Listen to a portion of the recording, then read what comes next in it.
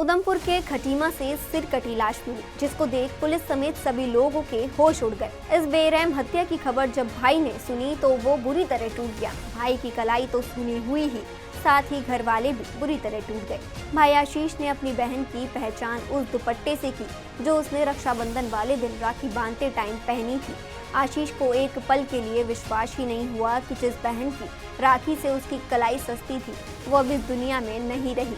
उसकी बहन की इस कदर हत्या की गई कि उसको पहचान पाना भी मुश्किल हो गया था। ये कहानी शुरू हुई थी 2022 में, जब मुश्ताक अली नाम के एक शख्स की मुलाकात पूजा से रुद्रपुर बस स्टैंड पर हुई थी। उसके बाद दोनों में जान पहचान बढ़ने लगी। कुछ समय बाद मुश्ताक भी गुरुग्राम पहुंचकर कैब चलाने लगा। इसी बीच दोनों में प्रेम प्रसंग शुरू हो गया। नवंबर 2022 में मुश्ताक ने घर लौटकर दूसरी युवती से निकाह कर लिया।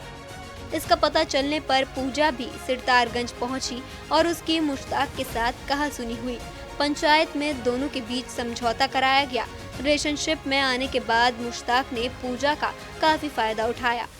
सूत्रों के मुताबिक पूजा ने उसे सिरतारगंज में एक प्लॉट खरीद कर दिया। इसके अलावा वह समय समय पर उसकी आर्थिक मदद भी करती थी। कुछ साल प्रेम प्रसंग में रहने के बाद वह शादी से मुकर गया। इस बीच उसने निकाह भी कर लिया। पूजा ने इसका विरोध किया तो उसने उसे रास्ते से हटाने का सोचा और बेरहमी से पूजा को मौत के घाट उतार दिया। बता दें, पूजा पहले से शादीशुदा थी। उसका एक बेटा और बेटी भी है। शादी के कुछ साल बाद ही पूजा अपने पति से अलग रहने लगी थी और गुरुग्राम में अपनी छोटी बहन के साथ नौकरी करती थी। इस दौरान उसकी मुश्ताक से जान पहचान हुई। परिजनों ने बताया कि पहले बेटी पूजा के साथ ही रहती थी। मुश्ताक ने बेटी को बेचने का सौदा कर दिया। इस करतूत की भनक लगने पर वह बेटी को अपने साथ ले आए। परिजनों ने आरोप लगाया कि नवंबर में जब वह लोग गुमशुदगी दर्ज करवाने के लिए सिरतारगंज कोतवाली पहुंचे थे, लेकिन पुलिस ने उन्हें कोई सहयोग नहीं किया। पूजा की गुमशुदगी दर्ज नहीं की गई। इसके बाद पूजा की छोटी बहन ने गुरुग्राम में पूजा की गुमशुदगी दर्ज करवाई। कॉल डिटेल के आधार पर मुश्ताक को गिरफ्तार कर पूछताछ की गई, जिसमें युवक ने हत्या को अंजाम देने की बात कबूली।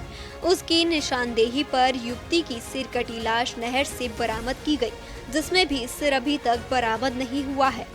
साथ ही उसने पूजा से पीछा छुड़ाने की बात भी कबूली है। फिलहाल पुलिस अभी पूजा के सिर को ढूंढ रही है और आगे की जांच में जुटी हुई है। बहन के साथ हुई हैवानियत की कल्पना करते करते भाई के रोंगटे खड़े हो गए और आंखों से दुख का सैलाब बहता चला गया। कभी वह बहन के दुपट्टे को तो कभी अपनी सूनी कलाई को देखकर रोता रहा। जब थोड़ा संभला तो बस हत्यारोपी को कोसते हुए पुलिस से उसे सख्त से सख्त सजा दिलाने की मांग करता रहा। कहा कि इससे ही उसकी बहन की आत्मा को शांति मिलेगी।